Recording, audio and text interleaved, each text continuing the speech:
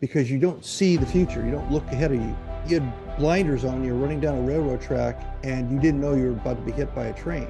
I would like to welcome Marty Strong back to the show. You're not watching your competitors, you're not watching your own industry, you're not watching your market, you're not listening to your customers about what they decided to switch to.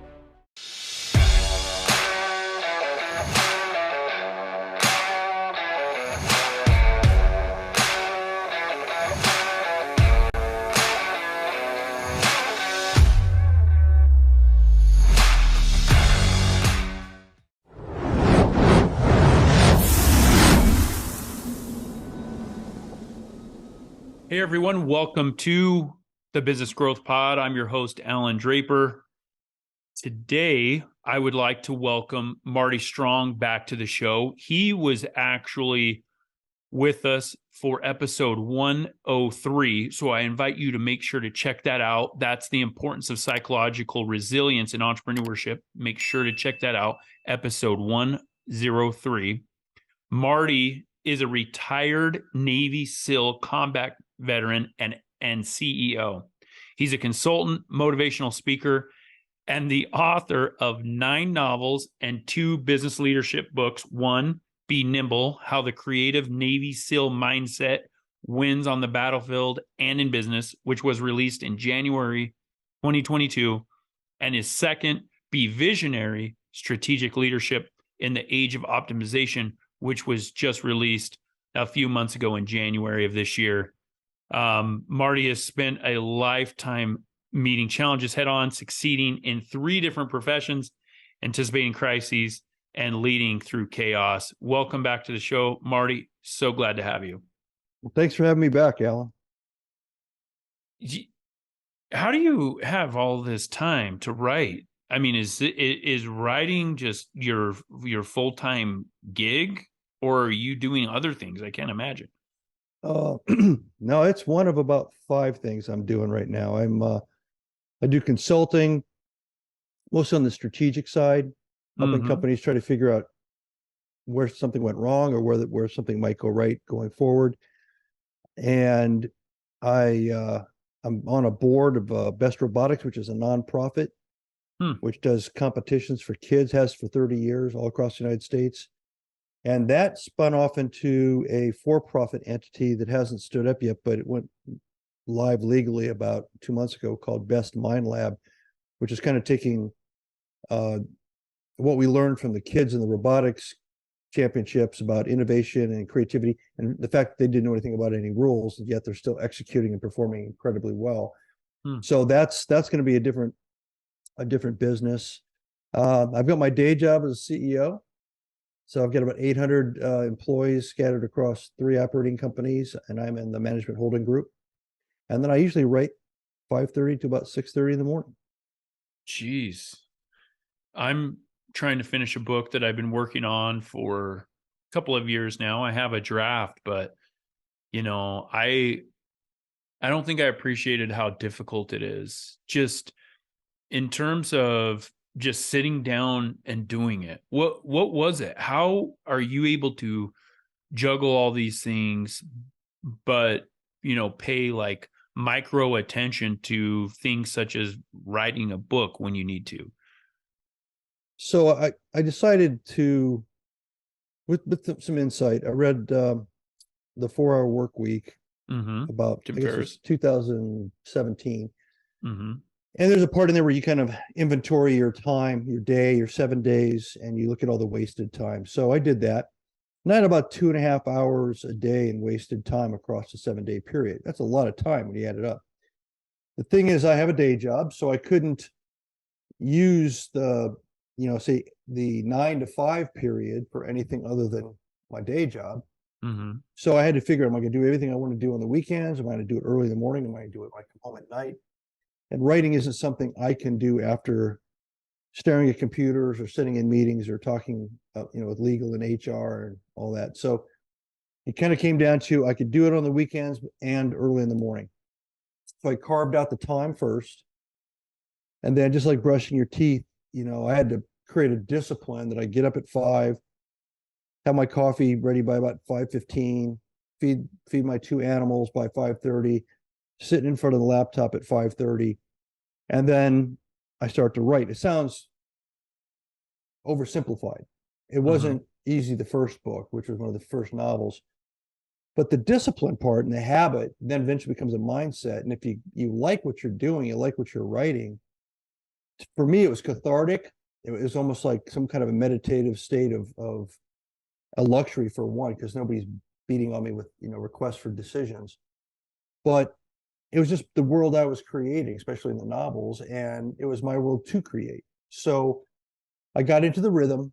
I had three novels done before I contemplated the first business book. So I'd already had that mindset and that habit in place before I did Be Nimble. And that was different. It's more like a term paper that, the whole world's going to see. So yeah, I'm not sure what your book's about. Is it a novel or nonfiction? It's nonfiction. It's it's about failure and how we basically need to change our perspective on what failure is and what it means in our life. So I'm actually meeting tomorrow morning breakfast with an attorney who wants to write a book. I helped another guy 2.5 years ago through his fear of starting it, and his was published in January of this year, called Elevate Your Leadership, doing real well. Another guy who's out in San Francisco, same thing. His book's coming out in June.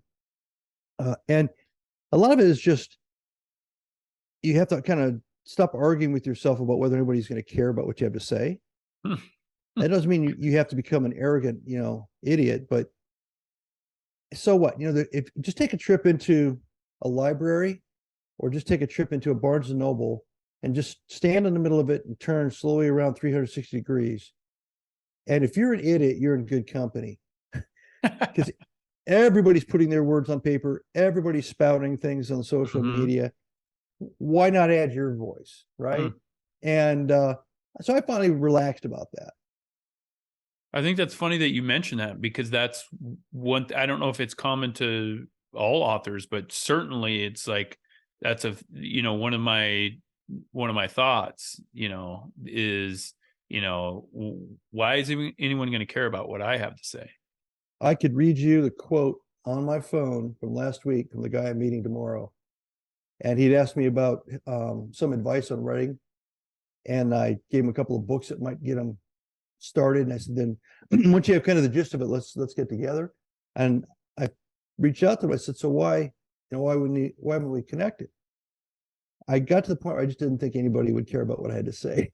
I mean, it's right here in the text. So yeah, that is common. It's common if you're kind of a humble person, whether you're a leader or not, and that humility gives you insight and helps with your judgment. That's a good thing, right? It's a positive thing.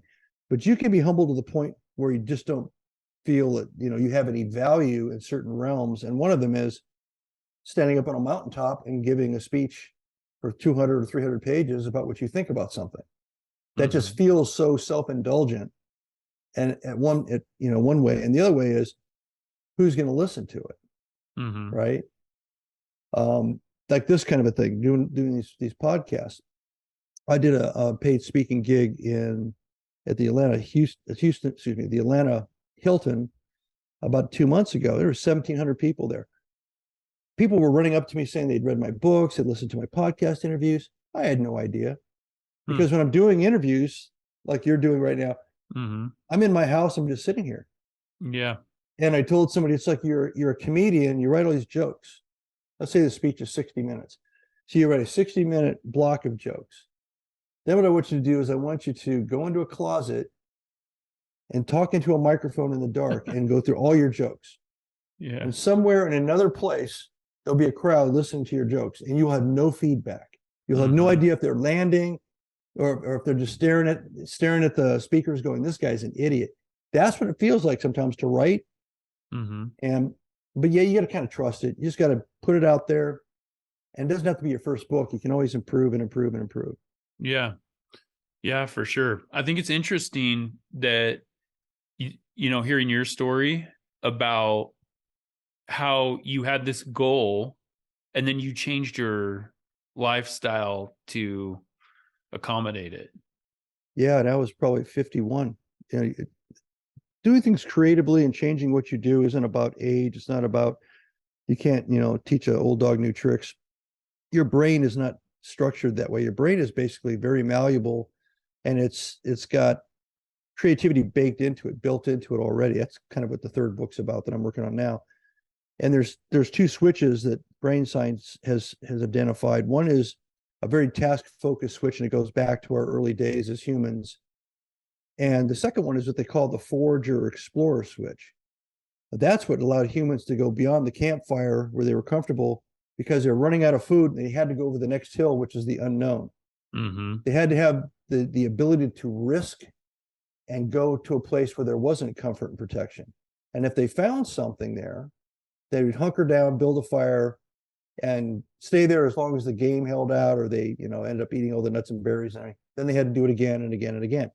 So the brain is actually wired to switch back from kind of a zoom in, zoom out mode. And it's not an age thing. Nothing impairs it unless you have brain damage or you have a brain disease.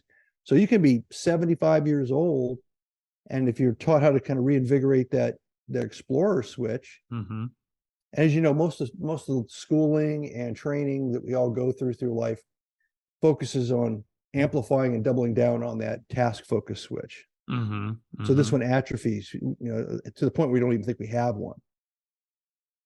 I think, that reminds me of the, concept of the fixed versus the variable mindset, because I think as human beings, a lot of us, I know I do, I'll have things where I'll say, I'm not a creative person, or I don't have a good memory, or, I make these definitive statements when it's like, no, that's not the case. It's not like, it's not like certain things that, for example,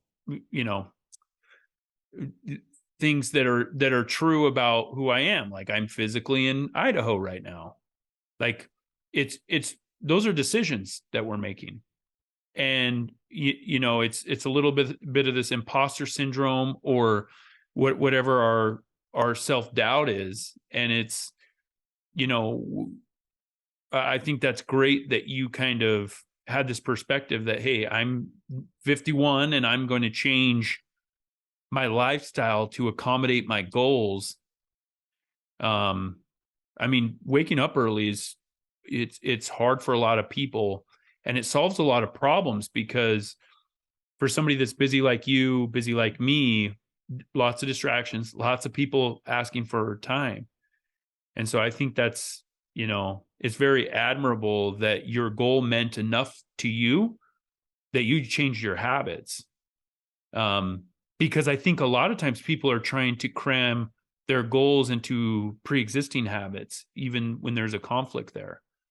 Did you feel that a lot of that, of your ability to do that, was kind of, you really honed in on a specific goal, or your why was big enough for achieving that goal, or what was it? What allowed you to do something that's difficult? Well, I definitely had a lot of confidence, having spent 20 years in the SEAL teams. If anything, what that does is, it's kind of cliche, but I'll just use this anyway. So let's say the job is to always do mission impossible. So you're always getting thrown into situations where you don't have enough of fill in the blank, but figure it out and execute, make it happen. So very creative, dynamic, lots and lots of very intelligent people trying to figure out, how are we going to build a mousetrap this time in this situation. The geography is different, the temperature is different, the weather's different, the adversary is different, the timelines are different, everything's different. So you start to get into a mode where you're very comfortable and confident in things that aren't set piece, formulas. Where most people, they find very great comfort in having that. They want stability. They want to be locked into a comfort zone. So I'm okay being out of my comfort zone, and I'm okay sitting down and saying, I don't know if I can do this thing, but I'm going to commit to it. And I've done enough things in my life that are difficult that okay, all I got to do is just put one foot in front of the other. And the hardest thing for me is going to be coming up with a story, not executing the discipline of getting up in the morning and sitting down. Well, then eventually the story arc would come easy. All right, now the most difficult thing is I don't know how to develop characters. completely and in a way that resonates with the reader.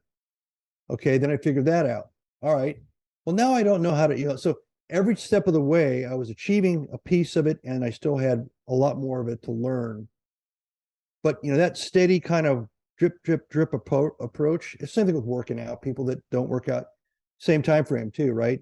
People that can do it between 4 and 6 in the morning before their cell phone blows up can make a discipline out of it, and they can achieve great results in transforming their bodies or their health, whatever.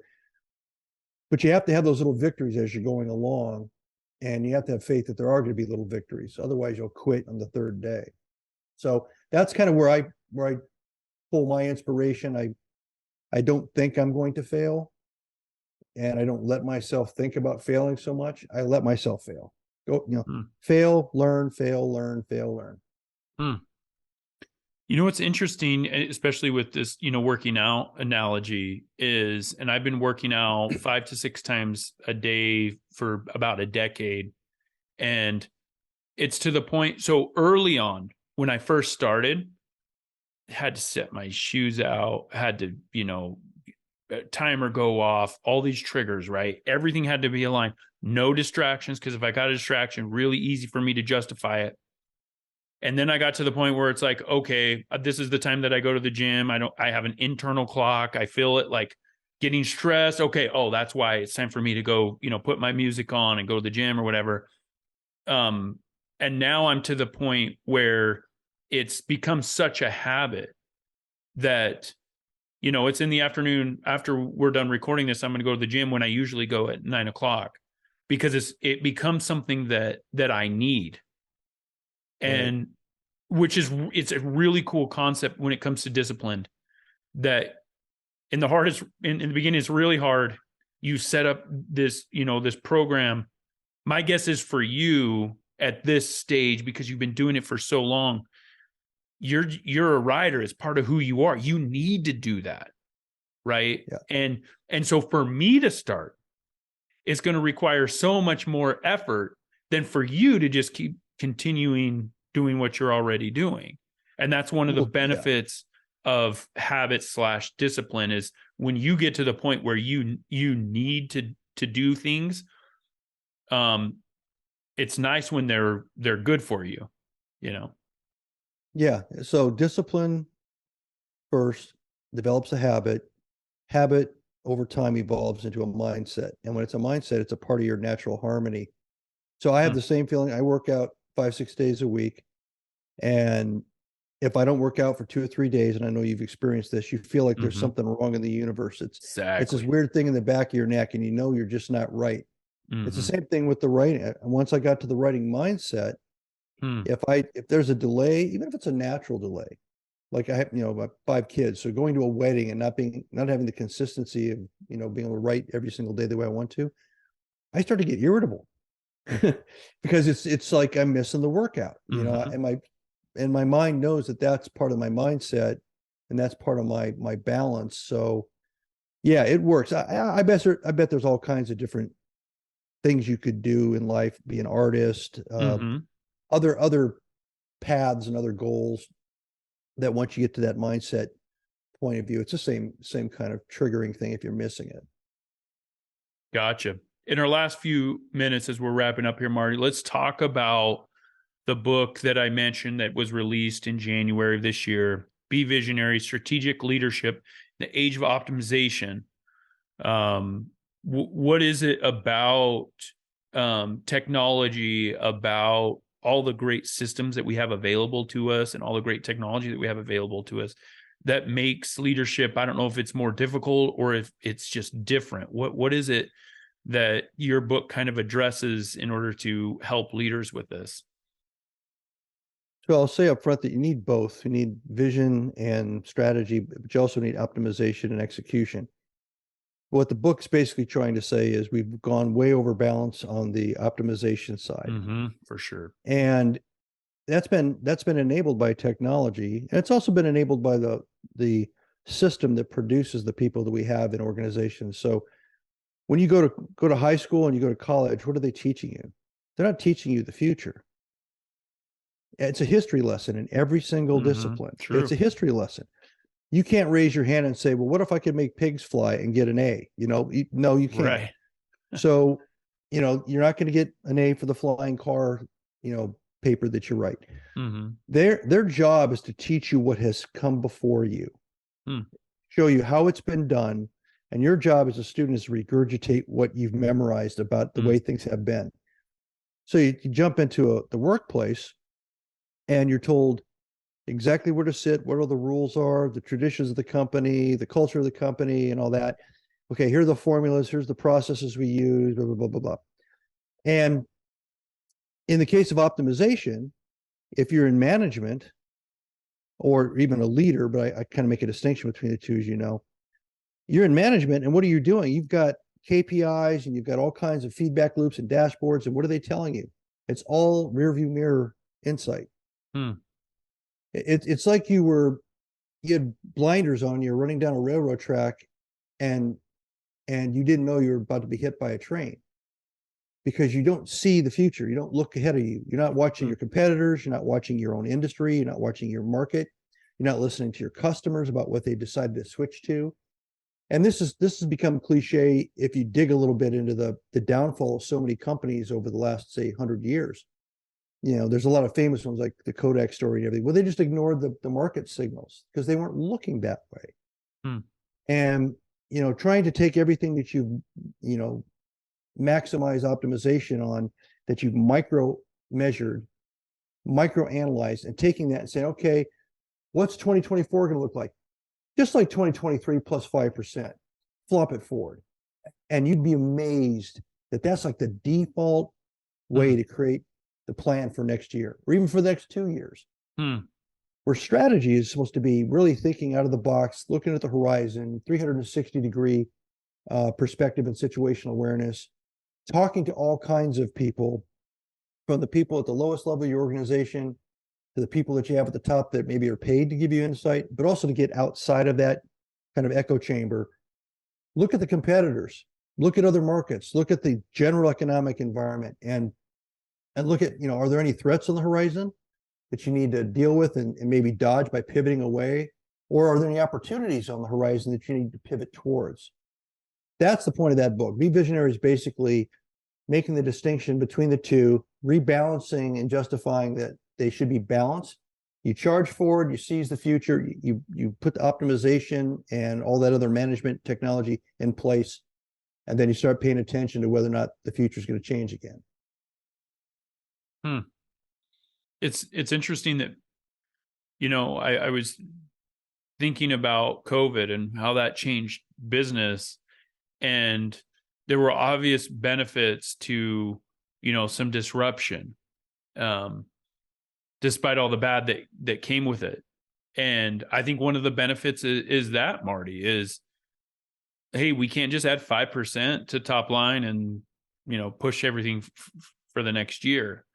It's really, and no one, I don't think anyone could have predicted COVID, but you can create what if scenarios as leaders, and you can, and I think there's a lot of fun. There's a lot of creativity to doing things like that. Thinking outside of the box, like, hey, how are we going to do things differently? What some of the greatest technology companies, other companies, they're always thinking like, hey, somebody's going to disrupt our industry. It might as well be us. And how are we going to do it?